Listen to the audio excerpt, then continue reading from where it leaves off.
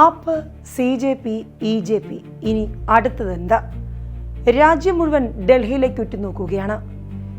ധർമ്മേന്ദ്ര പ്രധാന്റെ രാജിക്ക് പിന്നാലെ അടുത്തത് നിതിൻ ഗഡ്കരിയോ? ചോദ്യങ്ങൾ സജീവമായി കഴിഞ്ഞു. അന്ന് 2011 അണ്ണാ ഹസാരെ തൊടുത്തുവിട്ട സമരാഗ്നി, പിന്നീട് ആം ആദ്മി പാർട്ടിയുടെ ഉദയം, അതിന് പിന്നാലെ BJP സർക്കാർ കേന്ദ്രത്തിൽ അധികാരത്തിൽ വരുന്നത്, അങ്ങനെ ഒരുപാട് രാഷ്ട്രീയ സംഭവ വികാസങ്ങൾ, നാടകങ്ങളാണ് രാജ്യം കണ്ടത്. അന്ന് അണ്ണാ ഹസാരെ ആയിരുന്നുവെങ്കിൽ ഇന്ന് അഭിജിത് ദീപ്കെ, ആപ്പ് പോലെ CJP, ഇപ്പോൾ ഇതാ EJP.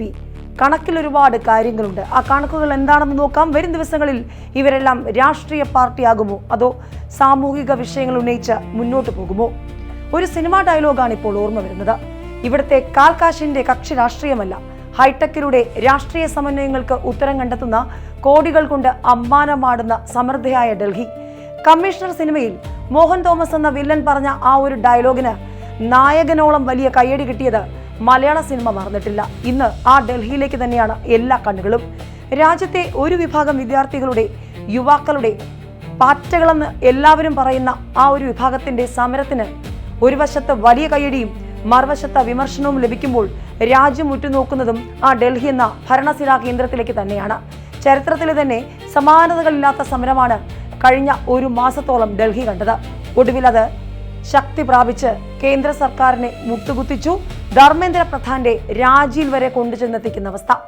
Jantar മന്ദറിൽ cockroach Janata party എന്ന സാമൂഹ്യ മാധ്യമ കൂട്ടായ്മയുടെ പേരിൽ സംഘടിപ്പിച്ച പ്രതിഷേധാഗ്നി 2011 അഴിമതിക്കെതിരായ ജനകീയ പ്രക്ഷോഭത്തെയാണ് ഓർമ്മിപ്പിക്കുന്നത്. 2 സമരങ്ങളിലും പൊതുവായൊരു കാര്യമുണ്ടായിരുന്നു. വിദ്യാർത്ഥികളും ഉദ്യോഗാർത്ഥികളും യുവാക്കളും, അങ്ങനെ മധ്യവർഗത്തിൽ നിന്നുള്ളവരായിരുന്നു പ്രധാന ചാലക ശക്തി. ഇപ്പോഴാ മൂന്നാമന്റെ ഉദയം, EJP. സ്വന്തം ഭാവിയും സുരക്ഷയും പ്രതിസന്ധിയിലാണെന്ന് തോന്നുമ്പോൾ കൃത്യതയും വിശ്വാസ്യതയും സുതാര്യതയും ഉള്ളതുമായ ഒരു സിസ്റ്റത്തിനായി ഒരു കൂട്ടം സാധാരണക്കാർ മുന്നോട്ട് വരുന്നതിന്റെ പ്രകടമായ ഉദാഹരണമായി മാറുകയാണ് ഈ സമരങ്ങളെല്ലാം. അന്ന് സോഷ്യൽ മീഡിയ പ്ലാറ്റ്ഫോമുകളിലൂടെ സമരം രാജ്യമെമ്പാടും വ്യാപിച്ചതുപോലെ 15 വർഷങ്ങൾക്കിപ്പുറം പാറ്റ പ്രതിഷേധത്തിലും ഇൻസ്റ്റഗ്രാം, വാട്സ്ആപ്പ്, X തുടങ്ങിയവയിലൂടെയാണ് സമരക്കാർ ഒന്നിച്ചത്. ഇപ്പോൾ EJPയിലൂടെയും അതുതന്നെയാണ് കാണുന്നത്. സമാനമായി സമരക്കാർ ഈ സോഷ്യൽ മീഡിയ പ്ലാറ്റ്ഫോമുകളിലൂടെ ഒന്നിക്കുകയാണ്. 2011 ജനകീയ പ്രക്ഷോഭത്തിന്റെ പ്രധാന ആവശ്യം പൊതുഭരണ രംഗത്തെ അഴിമതി തടയുന്നതിനായി ശക്തവും സ്വതന്ത്രവുമായ അന്വേഷണ സംവിധാനം ഉറപ്പു നൽകുന്ന ജൻ ലോക്പാൽ ബിൽ നടപ്പിലാക്കണമെന്നതായിരുന്നു. അണ്ണാ ഹസാരെയുടെ നേതൃത്വത്തിൽ നടന്ന അഴിമതി വിരുദ്ധ പ്രക്ഷോഭം രാജ്യവ്യാപകമായ വലിയൊരു അഴിമതി വിരുദ്ധ മുന്നേറ്റമായത് നമ്മളെല്ലാം കണ്ടതാണ്. അന്ന് അരവിന്ദ് കെജ്രിവാൾ, കിരൺ ബേദി, പ്രശാന്ത് ഭൂഷൺ, മനീഷ് സിസോദിയ തുടങ്ങി സിവിൽ സൊസൈറ്റി പ്രവർത്തകർ കേന്ദ്ര സർക്കാരിന്റെ അഴിമതികൾക്കെതിരെയും ഇന്ത്യ എഗെയിൻസ്റ്റ് കറപ്ഷൻ കൂട്ടായ്മയും രൂപീകരിച്ചു. ജനങ്ങൾക്കിടയിൽ സ്വാധീനമുള്ള തികച്ചും അരാഷ്ട്രീയമായ ഒരു മുഖം അതായിരുന്നു അന്ന് നമ്മൾ കണ്ടത്. IOC കൂട്ടായ്മ ജന്തർ മന്ദറിൽ അണ്ണാ ഹസാരെ ആരംഭിച്ച അനിശ്ചിതകാല നിരാഹാര സമരത്തോടെ ഒരു വലിയ ദേശീയ പ്രക്ഷോഭമാകുന്നതാണ് പിന്നെ കണ്ടത്.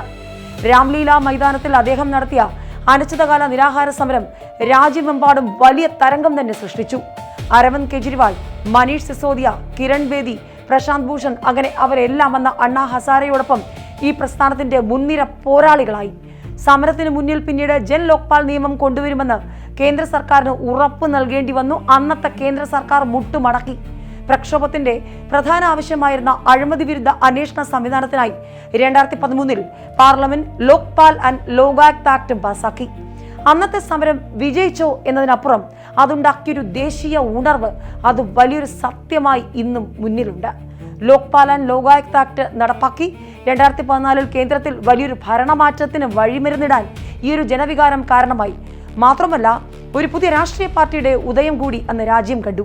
ആം ആദ്മി പാർട്ടി എന്നൊരു പുതിയ രാഷ്ട്രീയ പാർട്ടിയും അരവിന്ദ് കെജ്രിവാൾ എന്നൊരു നേതാവിനെയും അന്ന് ലോകം കണ്ടു. ഏതായാലും ഡൽഹിയിലും പിന്നീട് പഞ്ചാബിലുമൊക്കെ ആപ്പ് ഭരണവും പിടിച്ചു. പിന്നീട് അതിനേക്കാൾ ഇരട്ടി പ്രഹരത്തോടെ താഴെ വീഴുന്നതും കണ്ടു. ഏതായാലും അണ്ണാ ഹസാരെയും സംഘവും ആവശ്യപ്പെട്ടത്രയും ശക്തവും സ്വതന്ത്രവുമായ ജൻ ലോക്പാൽ അല്ല പാർലമെന്റ് പാസാക്കിയത്. സർക്കാരിന്റെ ചില നിയന്ത്രണങ്ങളുള്ള താരതമ്യേന വീര്യം കുറഞ്ഞൊരു ബില്ല്. 2013 നിയമം വന്നെങ്കിലും രാജ്യത്ത് ആദ്യത്തെ ലോക്പാലിനെ നിയമിക്കാൻ 2019 വരെ, അതായത് ഏകദേശം 5 വർഷത്തിലധികം സമയമെടുത്തു. സമരം മുന്നോട്ട് വെച്ച ആശയങ്ങൾ പൂർണ്ണമായും നടപ്പിലാകുന്നതിന് മുൻപ് തന്നെ കെജ്രിവാളും കിരൺ ബേദിയും അണ്ണാ ഹസാരെയും തുടങ്ങി പ്രധാന നേതാക്കൾ പല വഴികളിൽ, വ്യത്യസ്ത വഴികളിലേക്ക് തിരിഞ്ഞു. സിസ്റ്റത്തിൽ വലിയ മാറ്റങ്ങൾ പ്രതീക്ഷിച്ചെങ്കിലും അഴിമതി പൂർണ്ണമായും ഇല്ലാതാക്കാൻ കഴിഞ്ഞില്ല.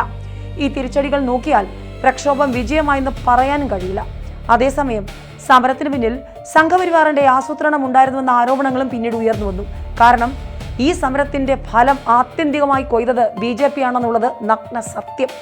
10 വർഷത്തോളം അധികാരത്തിന് പുറത്തിരുന്ന BJP ഒറ്റയ്ക്ക് രാജ്യത്തിന്റെ ഭരണം പിടിക്കുന്ന നിലയിലേക്ക് ജനവികാരം മാറാൻ സമരം വഴിയൊരുക്കി എന്നതുള്ളതും ഒരു പരമസത്യമായി മുന്നിലുണ്ട്. ഏതായാലും തൊഴിലില്ലായ്മയും തുടർച്ചയായ പരീക്ഷാ ചോദ്യപേപ്പർ ചോർച്ചയും മൂലം പ്രതിസന്ധിയിലായിരുന്ന രാജ്യത്തെ ജെൻസി യുവാക്കൾ, ഉദ്യോഗാർത്ഥികൾ അതിശക്തമായി തന്നെ കേന്ദ്ര സർക്കാരിനെതിരെ രംഗത്തിറങ്ങിയതും ഒടുവിൽ വിജയം നേടുന്നതുമാണ് ഇപ്പോൾ കണ്ടത്. മാത്രമല്ല, പ്രമുഖ പരിസ്ഥിതി പ്രവർത്തകനും സാമൂഹ്യ പ്രവർത്തകനുമായ സോനം വാങ്ചുക് കൂടി പിന്തുണയുമായി അനിശ്ചിതകാല നിരാഹാര സമരം ആരംഭിച്ചതോടെ തന്നെയാണ് ജനശ്രദ്ധ കൂടിയത്. മാത്രമല്ല, അറസ്റ്റ് അത് പിന്നീട് ദേശീയ ശ്രദ്ധ നേടി. ഏതായാലും 2020 ആപ്പിന്റെ വിജയത്തിന് മുന്നിൽ പ്രവർത്തിച്ച ആളായിരുന്നു CJPയുടെ സ്ഥാപകൻ അഭിജിത് ദീപ്കെ എന്നുള്ളത് കൂടി ചേർത്ത് വായിക്കണം. 2020 മുതൽ 2023 വരെയുള്ള കാലയളവിൽ അഭിജിത് ദീപ്കെ ആം ആദ്മി പാർട്ടിയുടെ social media and digital communication ടീമിൽ സജീവമായി പ്രവർത്തിച്ചിരുന്നു. 2020 ഡൽഹി നിയമസഭാ തെരഞ്ഞെടുപ്പിൽ യുവാക്കളെ ആകർഷിക്കുന്ന രീതിയിലുള്ള ആം ആദ്മി പാർട്ടിയുടെ പ്രചാരണങ്ങൾക്ക് പിന്നിൽ പ്രവർത്തിച്ചതും അഭിജിത്ത് ഉൾപ്പെടുന്ന സംഘമായിരുന്നു. 2023 ഉപരിപഠനത്തിനായി അമേരിക്കയിലെ ബോസ്റ്റൺ സർവകലാശാലയിലേക്ക് പോകുന്നതിന് മുൻപായി ആപ്പിന്റെ മീഡിയ ടീമിന്റെ ഉത്തരവാദിത്വങ്ങളിൽ നിന്നും ഒഴിഞ്ഞു. ആപ്പിൽ പ്രവർത്തിച്ച അനുഭവ പരിചയങ്ങളിൽ നിന്നാണ് അഭിജിത്ത് CJP എന്ന കൂട്ടായ്മ പടുത്തുയർത്തിയതും അത് വലിയ വിജയമായതും. ഏതായാലും ആപ്പിന്റെ വളർച്ചയിൽ ഡൽഹിയിൽ വേറിട്ടത് കോൺഗ്രസ് ആണ്. ദേശീയതലത്തിൽ CJP ശക്തമായാൽ അത് ആർക്കൊക്കെ ക്ഷീണം ചെയ്യുമെന്നും ഇനി കാത്തിരുന്ന് കാണേണ്ടി വരും. വ്യക്തമായി അത് മനസ്സിലാക്കണമെങ്കിൽ വരുന്ന ലോക്സഭാ തെരഞ്ഞെടുപ്പ് എങ്ങനെയാകുമെന്ന് ചിന്തിക്കണം. തെരഞ്ഞെടുപ്പ് കമ്മീഷൻ പുറത്തുവിട്ട അന്തിമ റിപ്പോർട്ടുകൾ അനുസരിച്ച് 2024 ലോക്സഭാ തെരഞ്ഞെടുപ്പിൽ ആകെ രജിസ്റ്റർ ചെയ്ത വോട്ടർമാരുടെ എണ്ണം 97.97 കോടി. ഇതിൽ 18-നും 19-നും ഇടയിലുള്ള കന്നി വോട്ടർമാരുടെ എണ്ണം 1.85 കോടി. ഇതിനു പുറമെ 20 മുതൽ 29 വയസ്സ് വരെയുള്ള യുവ വോട്ടർമാരുടെ ആകെ എണ്ണം 19.74 കോടി. 21 കോടിക്ക് മുകളിൽ യുവ വോട്ടർമാർ രാജ്യത്തുണ്ട്. 2029 10 കോടിയോളം വരുന്ന പുതിയ തലമുറ വോട്ടർമാർ വോട്ടർ പട്ടികയിലേക്ക് കടന്നു വരുമ്പോൾ പരമ്പരാഗത വോട്ട് ബാങ്ക് സമവാക്യങ്ങൾക്കപ്പുറം സാങ്കേതിക വിദ്യ, സ്റ്റാർട്ടപ്പ്, വിദ്യാഭ്യാസ പരിഷ്കരണങ്ങൾ, നൈപുണ്യ വികസനം എന്നിവ വോട്ടർമാരെ സ്വാധീനിക്കുന്ന പ്രധാന ഘടകങ്ങളാകുമെന്ന കാര്യത്തിൽ ആർക്കും ഒരു സംശയവും വേണ്ട കേട്ടോ. യുവ വോട്ടർമാർ രാഷ്ട്രീയ വിവരങ്ങൾ ശേഖരിക്കുന്നതിലും അഭിപ്രായ രൂപീകരണത്തിലും ഡിജിറ്റൽ പ്ലാറ്റ്ഫോമുകളെ വലിയ തോതിൽ തന്നെ ആശ്രയിക്കുമെന്ന് ഉറപ്പ്. ഇവിടെയാണ് CJPയുടെ ഉദയവും EJPയുടെ കുതിപ്പുമൊക്കെ ചേർത്ത് വയ്ക്കേണ്ടത്. രാഷ്ട്രീയ ഗോതയിൽ CJP ഉയർത്തിയ സാധ്യതകൾ മുഖ്യപ്രതിപക്ഷമായ കോൺഗ്രസിന് നേട്ടമാക്കാനാകുമോ എന്ന് വരുന്ന ആളുകളിലൂടെ മനസ്സിലാക്കാനാകൂ. ചിലപ്പോൾ ആപ്പ് ഉയർന്നു വന്നതുപോലെ CJP മറ്റൊരു രാഷ്ട്രീയ മുന്നേറ്റമായി അല്ലെങ്കിൽ പാർട്ടിയായി മാറാനുള്ള സാധ്യതയും തള്ളിക്കളയാനാകില്ല. കാരണം അവർക്ക് ഇപ്പോൾ തന്നെ ഒരു ശക്തമായ വോട്ട് ബാങ്ക് ലഭിച്ചു കഴിഞ്ഞു. അത് ജാതി മത വിഭാഗങ്ങൾക്ക് അപ്പുറമുള്ള യുവാക്കളുടെ പ്രതീക്ഷയാണ്. ഇതിനെ ശക്തമായി പ്രതിനിധീകരിക്കാനായില്ലെങ്കിൽ നിലവിലെ പരമ്പരാഗത രാഷ്ട്രീയ ശക്തികളിൽ പലരും അടുത്ത തിരഞ്ഞെടുപ്പോടെ ഇവിടെ നിന്നും അപ്രത്യക്ഷരാകാനുള്ള സാധ്യത തള്ളിക്കളയാനാകില്ല കേട്ടോ. 2024 തിരഞ്ഞെടുപ്പിൽ തന്നെ ഈ മാറ്റം പ്രകടവുമാണ്. തുടർച്ചയായി ഭരിക്കുന്ന സർക്കാരിനെതിരായ ജനവികാരം, ഭരണ സംവിധാനത്തിലെ പോരായ്മകൾ, യുവാക്കളുടെ അതൃപ്തി ഇവയൊക്കെ ശക്തമാകുന്നത് 2029 ഒരു ഭരണമാറ്റത്തിനുള്ള സാധ്യത മുന്നോട്ട് വെക്കുന്നുണ്ട്. എന്നാൽ 2011 അപേക്ഷിച്ച് നോക്കുമ്പോൾ തുടർച്ചയായ അഴിമതി ആരോപണങ്ങൾ നിലവിലുണ്ടായിരുന്നില്ല. എന്നാൽ സിസ്റ്റത്തിലെ പോരായ്മകൾ യുവാക്കൾ ശ്രദ്ധിക്കുന്നുണ്ട്.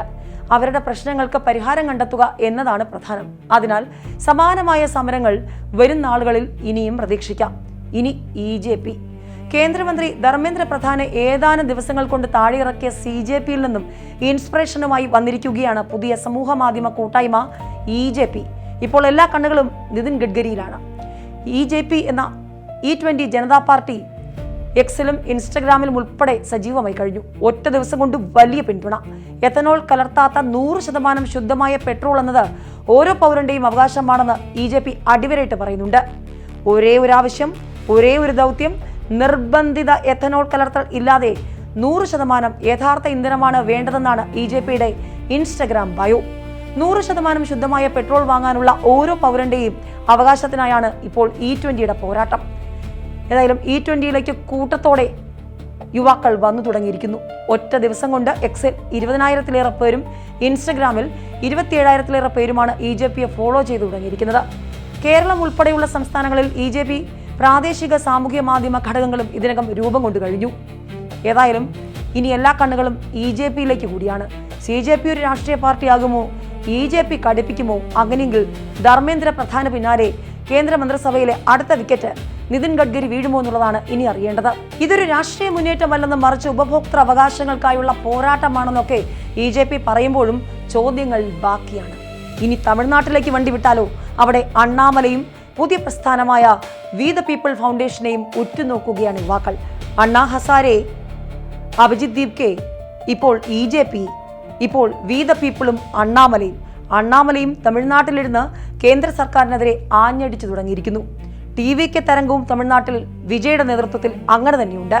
അപ്പോൾ ഇനി എന്തൊക്കെ പുതിയ കൂട്ടായ്മകൾ? ജെൻസിയെ പ്രവചിക്കാൻ കഴിയുന്നില്ല, യുവാക്കളെയും പ്രവചിക്കാൻ കഴിയുന്നില്ല.